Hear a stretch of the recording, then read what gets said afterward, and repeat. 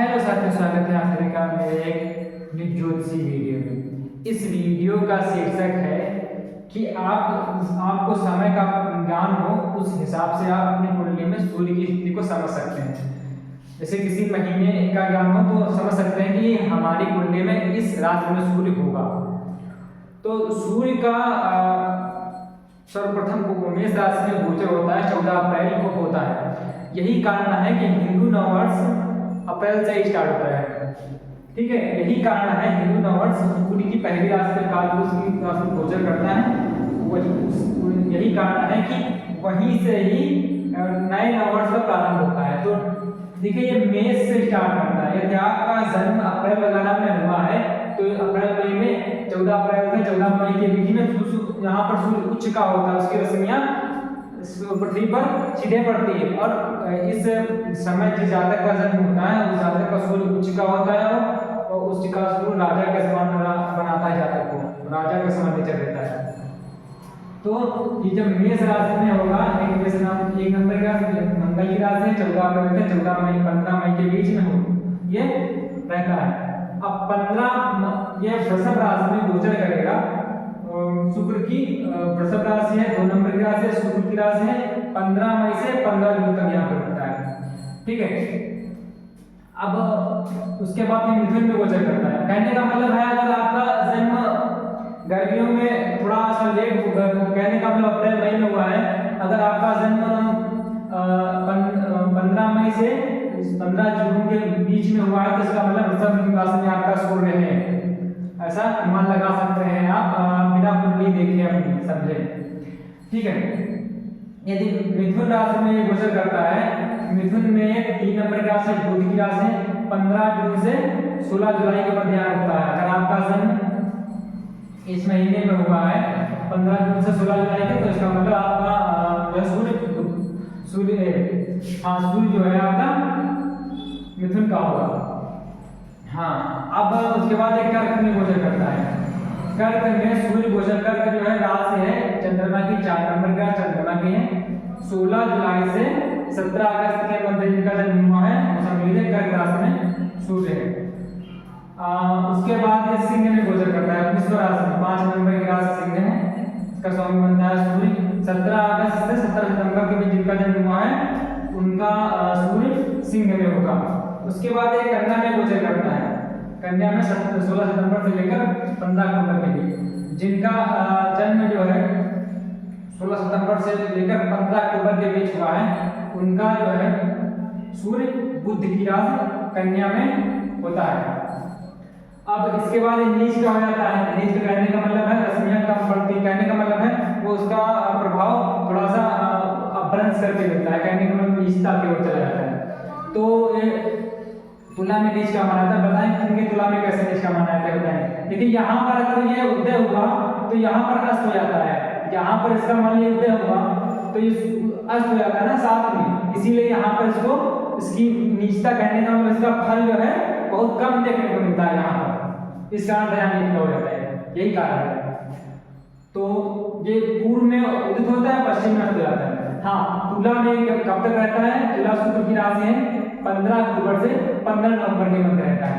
ये डेट इधर इसलिए हो गई है क्योंकि इनका गोचर जो है 15 की जैसे डेट 15 के दोपहर में हो या फिर 9 बजे के बाद हो, इस प्रकार से। कभी कभी देखिए मकर संक्रांति जब पड़ती है तो 15 को पड़ती है, कभी 14 को पड़ जाती है, क्योंकि इसका गोचर जो है मॉर्निंग में नहीं होता है, दोपहर में हो, कभी कभी शाम को होता है। इस कारण से डेट इधर हो गई। हमने हिंदू कैलेंडर अक्सर खाली डेटें अभी देखे तो डेटें थोड़ा बहुत इधर उधर हो सकती है, लेकिन यह है कि ये गोचर इस समय पर होता है। वृश्चिक, ये जो है जिनका जन्म 15 अक्टूबर से 15 नवंबर के मध्य हुआ है, इनका सूर्य तुला में होता है नीच का। उसके बाद ये वृश्चिक में गोचर करता है। वृश्चिक राशि है मंगल की 8 नंबर की राशि। ये 15 नवंबर से 15 दिसंबर के बीच जिनका जन्म हुआ है उनका शुक्र जो है वृश्चिक का होता है। अब बात कर लेते हैं धनु की। उसके बाद धनु में गोचर करता है। जिनका जन्म धनु जो है 9 नंबर की राशि बृहस्पति की, जिनका जन्म 15 दिसंबर से 14 जनवरी के बीच में हुआ है उनका जो है राशि जो है धनु चंद्रमास में सूर्य होता है। अब देखिए हम ये मकर संक्रांति पढ़ते हैं।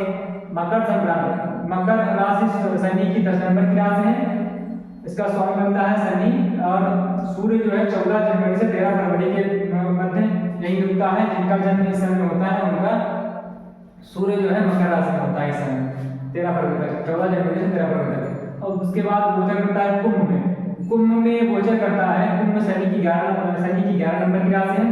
यहाँ 13 फरवरी से 14 मार्च तक रुकता है। जिनका जन्म इस समय में होता है तो कुंभ राशि में शुरू होता है। उसके बाद चला जाता है मीन में। मीन में कब रुकता है? मीन है देवगुरु बृहस्पति की 12 नंबर की राशि। ये 14 मार्च से 15 अप्रैल के मध्य जिनका जन्म होता है उनका जो है सूर्य मीन राशि में होता है। अब ये हुआ महीनों वाइज कि किस महीने में किसका जन्म हुआ है तो आपका सूर्य कहाँ पर होगा। अब दिन में देख लेते हैं। अगर आपका जन्म सुबह मॉर्निंग में हुआ है 6 से 7 के 8 के बीच, ठीक, तो आपका जन्म, इसका मतलब सूर्योदय का समय हुआ। सूर्य कहाँ से उदय होता है? पूर्व से। ये दिशा की दिशा ये पूर्व को दिशा दिखाती है, ठीक है। तो यहाँ पर मॉर्निंग में सूर्य यहाँ पर होगा। जिनका जन्म होता है सुबह मॉर्निंग में तो इनका सूर्य यहाँ पर होगा, अगर कोई हो सकती है, ठीक है, यहाँ पर इनका जन्म होगा। उसके बाद ये इधर चलता है, ये दोपहर में यहाँ पर जाता है। लेकिन यहाँ का सूर्य अच्छा होता है सुबह का, दोपहर का रोशनियां सीधे पड़ती हैं, यहाँ का दिन बजे हो जाता है, ठीक। दोपहर का दिन का जन्म है यहाँ का होगा। और फिर जब शाम को यहाँ देखिए, यहाँ चला यहाँ पे आया दोपहर में, यहाँ शाम हो गई। शाम को 7 साढ़े 7 बजे का दिन का जन्म होता है। सूर्य सूर्यास्त के समय का उनका सूर्य हो जाता है अस्त। यही कारण है, ये 7 नंबर की राशि यहाँ पड़ती है, यही कारण है सूर्य यहाँ पे तुला में माना जाता है अस्तमय में। कहने का मतलब है इसका प्रभाव बहुत प्रकट होता है। सूर्य किसका कारण? आत्मविश्वास पिता। इनके 7 नंबर में सूर्य जिनका होता है इनको आत्मविश्वास की कमी, पिता से प्रॉब्लम रहती है, ठीक है, कॉन्फिडेंस में कमी रहती है। कॉन्फिडेंस क्या होता है? मैं जैसे वीडियो बना रहा हूँ, मैं ये कार्य कर सकता हूँ। अब उनको जिनका सूर्य वीक होगा उनको जो है थोड़ा सा कोई भी कार्य करने में उनका आत्मविश्वास डाउन रहेगा। वो कई बार सोचेंगे उस कार्य को करने के लिए, या कर पाऊंगा नहीं कर पाऊंगा उसके बारे में सोचेंगे, ये होगा आत्मविश्वास। हाँ, शाम को सूर्य यहाँ आ जाता है। अब ये यहाँ से चलते यहाँ 10-11 बजे के बीच यहाँ आता है, ठीक। अब जिनका जन्म रात्रि का होता है तो सूर्य उनका, देखिए ये दिशा है पूर्व की, उदय हुआ पूर्व में, दक्षिण में हुआ, दक्षिण दिशा में हुआ। उसके बाद दोपहर के बाद ये वो पश्चिम में आएगा, पश्चिम के बाद ये उत्तर में चला गया, ठीक है।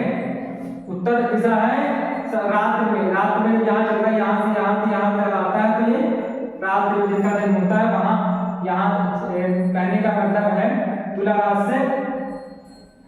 राशि से वृषभ के बीच में रहेगा। कहने का मतलब है इस वाले पार्ट में जिनका रात का जन्म होता है उनका 7वें भाव से लेकर दूसरे भाव, कहने का दूसरे भाव तक रहता है, दूसरे भाव में होता है। जिनका जन्म रात में होता है, रात के 11-12 बजे 1 बजे 2 बजे, तो उनका इस फेज में रहता है। तो ये दिशा पूर्व, दिशा पश्चिम, दिशा दक्षिण, दिशा उत्तर, ठीक है। इन दिशाओं में ये ऐसे होता है। तो समझ लीजिए जिनका जन्म मॉर्निंग का है उनका पूर्व में होगा, ऊपर यहाँ पे सूर्य होगा। जिनका दोपहर का यहाँ पे होगा, जिनका शाम का यहाँ पे होगा, जिनका रात में यहाँ पे होगा 11 बजे के बीच, और जिनका और उनसे 11 बजे के बाद में और यहाँ पर होगा, ठीक है। ठीक है, वीडियो कैसा लगा कमेंट करें, वीडियो ना समझ में आए तो कमेंट करें। वीडियो देखने के लिए धन्यवाद। चैनल को सब्सक्राइब करें, वीडियो को लाइक